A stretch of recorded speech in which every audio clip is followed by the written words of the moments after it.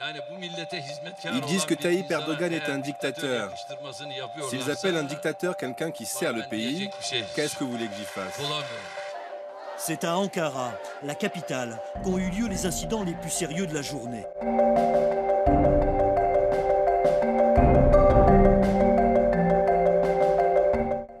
La dérive autoritaire de Recep Tayyip Erdogan, à la tête de la Turquie depuis 2014, s'est encore fait ressentir le mois dernier.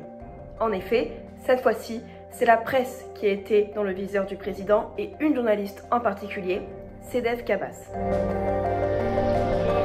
Rassemblement spontané ce matin devant les locaux du journal Cumhuriyet.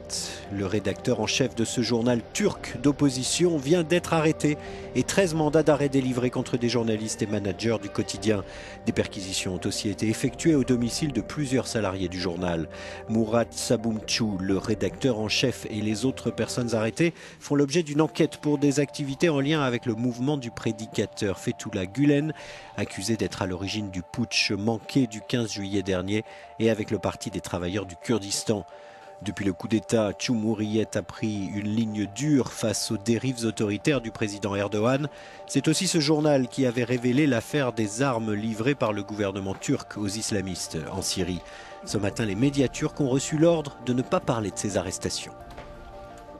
Mais tout d'abord, comment Erdogan a-t-il fait basculer la Turquie vers un régime autoritaire?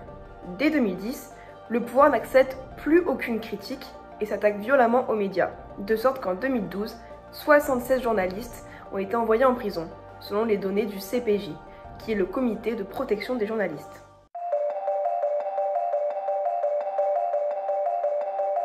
Mais si on devait retenir une année en particulier, où l'on a assisté à la réelle montée de l'autoritarisme dans le pays, c'est bien l'année 2016.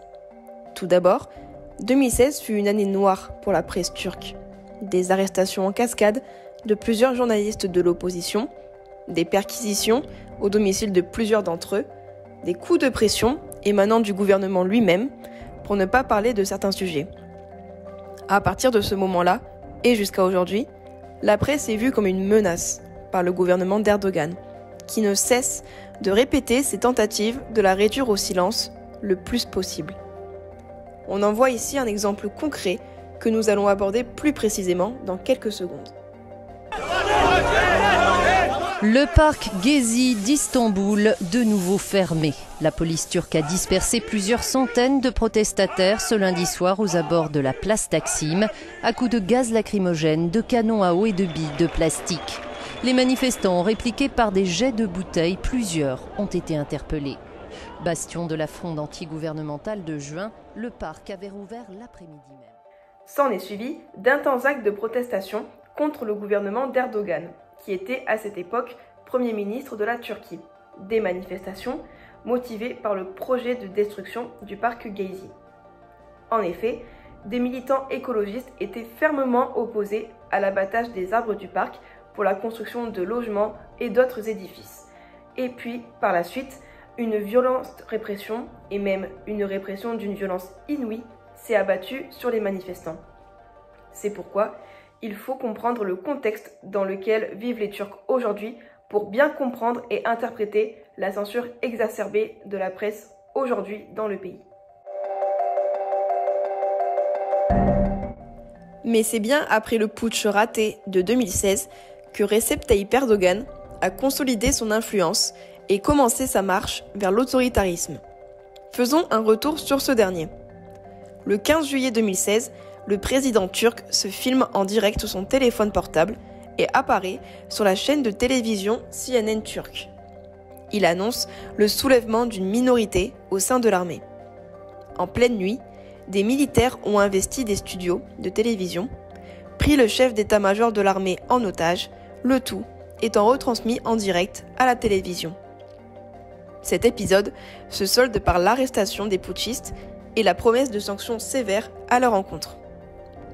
L'avortement de cette tentative de coup d'État a été le déclenchement de purges massives dans l'armée, l'administration ou encore l'État, et marque le commencement d'une ère autoritaire dans l'ensemble du pays sous l'égide d'Erdogan.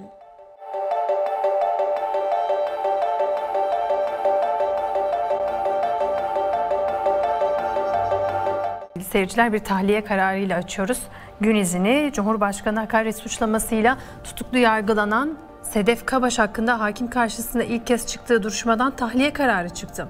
İstanbul 36. Asliye Ceza Mahkemesi'nde görülen duruşmaya Kabaş ve avukatları Uğur Poyraz, Doğuş Can Aygün ve tarafların avukatları katıldı. HSYK'nın İstanbul'daki kar muhalefeti nedeniyle duruşmaları erteleme kararı bu davada geçerli değildi. Çünkü davada Kabaş'ın tutukluluğuna itiraz söz konusuydu. Kabaş savunmasında yargılanmaktan korkmuyorum, yeter ki adalet tesisi olsun, 25 yıldır canlı yayın yapıyorum, bir kez herhangi birine hakaret ettiğimi kimse söylemedi. Cette journaliste de 52 ans a en effet été arrêtée, puis envoyée en prison pour avoir insulté le président sans l'avoir nommé directement. Ce qu'il faut savoir, c'est que cette journaliste travaille pour la chaîne de télévision de l'opposition qui est Télé 1. Mais pourquoi précisément a-t-elle été arrêtée? À cause d'un proverbe qui faisait implicitement référence à Recep Tayyip Erdogan. Ce proverbe est le suivant. Si un bœuf rentre dans une étable, cela ne fait pas de lui un roi. Cela fait du palais une étable. C'est à cause de ces paroles que Sedef Kabaş a été placé en détention provisoire, puis préventive, à cause d'une soi-disant fuite vers l'étranger. Değerli arkadaşlar, Türkiye bir hukuk devleti. Türkiye'de yargı. Évidemment, du côté du gouvernement d'Erdogan, ces propos ont directement été fustigés, notamment par le ministre de la Justice, Abdülhamid Gül. Je cite « Je condamne fermement les vilains mots qui visent notre président, qui a été élu par les votes de notre nation.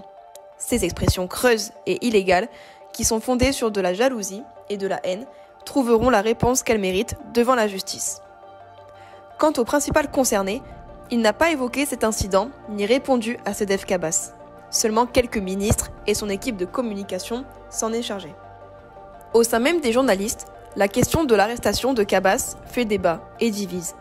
Certains la soutiennent au nom de la liberté de la presse, mais d'autres condamnent ces insultes en se basant sur le principe qu'un journaliste se doit d'être impartial. Par conséquent, cet épisode est bien révélateur de ce qu'il se passe à l'heure actuelle en Turquie. Une dérive autoritaire de plus en plus inquiétante, marquée par deux phénomènes principaux.